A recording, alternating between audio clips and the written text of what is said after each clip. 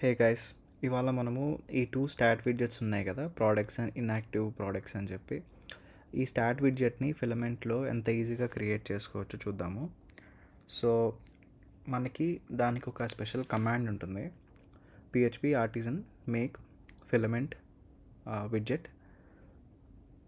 And మన widget name ఏంటి అని చెప్పి మెన్షన్ చేయాలి. ప్రోడక్ట్స్ స్టాట్స్ అని చెప్పి పెడుతున్నాను. మీరు ఏదైనా పెట్టుకోవచ్చు, but it's better to follow the standard. ఆ తర్వాత దానికి ఒక ఫ్లాగ్ ఇవ్వాలి, స్టాట్స్ ఓవర్వ్యూ అని చెప్పి. ఇక్కడ అది ఏ రిసోర్స్లో డిస్ప్లే చేయాలి అని అడుగుతుంది. మనం ప్రోడక్ట్ రిసోర్స్లో డిస్ప్లే చేయాలి కాబట్టి నేను ప్రోడక్ట్ రిసోర్స్ అని మెన్షన్ చేస్తున్నాను. సో దీనికి అడ్మిన్ ప్యానలే చూస్ చేసుకుందాము. ఇక్కడ చూస్తే ఎగ్జిక్యూట్ చేయగానే మనకి 2 మెసేజెస్ చూపిస్తుంది. ఆల్రెడీ మన కోసం ప్రోడక్ట్స్ స్టాట్స్ అని చెప్పి ఒక ఫైల్ క్రియేట్ చేసింది. ప్రోడక్ట్ రిసోర్స్లో విడ్జెట్స్ ఫోల్డర్లో ప్రోడక్ట్ స్టాట్స్ అని చెప్పి. నెక్స్ట్ మనకి చెప్తుంది అన్నమాట, ఈ 2 ఫంక్షన్స్ని క్రియేట్ చేయని చెప్పి. సో మనం ఇప్పుడు క్రియేట్ చేద్దాము. మన ప్రోడక్ట్ రిసోర్స్కి వెళ్ళి first public static function get widgets అని చెప్పి ఒకటి క్రియేట్ చేద్దాం ఫంక్షన్. దాని తర్వాత ఇట్ రిటర్న్స్ అన్ అరే. అండ్ ఇక్కడ మనము అరే పెట్టి మన స్టాట్స్ క్లాస్ ఏదైతే ఉందో ప్రోడక్ట్స్ స్టాట్స్ అది ఇక్కడ ఇస్తే లింకప్ అయిపోతుంది అనమాట. Next second function get header widgets.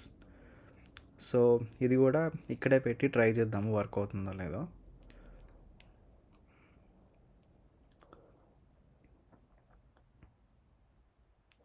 Public static function get header widgets, ఇది కూడా అరే same, exactly same as above function, just name difference అంతే.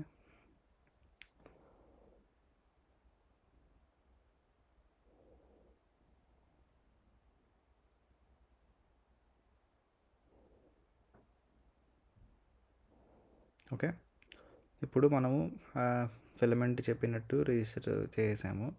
నెక్స్ట్ యాక్చువల్లీ స్టాట్స్ అనేవి డిస్ప్లే అంటే ఏం డిస్ప్లే చేయాలనుకుంటున్నామో ఇక్కడ మెన్షన్ చేద్దాము. దానికి స్టాట్ అని ఒక కాంపోనెంట్ ఉంటుంది, అది వాడి మేక్ అని చెప్పి మనకు ఒక నేమ్ ఇద్దాము. సో ఇదే అక్కడ డిస్ప్లే అవుతుంది అనమాట స్టాట్ దగ్గర. తర్వాత ప్రోడక్ట్ కోలన్ కౌంట్ అంటే మన ప్రోడక్ట్లోంచి ఎన్ని ప్రోడక్ట్స్ ఉన్నాయో మొత్తం కౌంట్ తీసుకొచ్చి నెంబర్ డిస్ప్లే చేస్తుంది అనమాట. ఓకే, సో ఇప్పుడు let's try to run the server and see.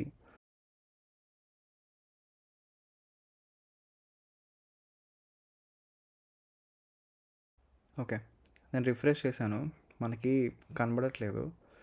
ఎందుకంటే మనము ఫిలమెంట్ చెప్పినట్టు గెట్ హెడర్ విడ్జెట్స్ ఏదైతే ఉందో మన ప్రోడక్ట్ రిసోర్స్ పేజ్లో పెడితే వర్క్ అవ్వదు. We should actually keep it in list products page.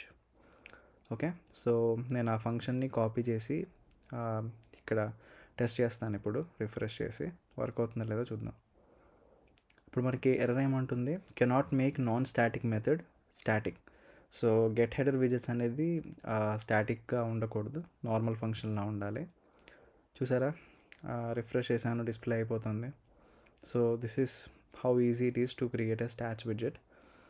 Just ప్రాక్టీస్కి ఇంకో స్టాట్ కూడా క్రియేట్ చేద్దాము.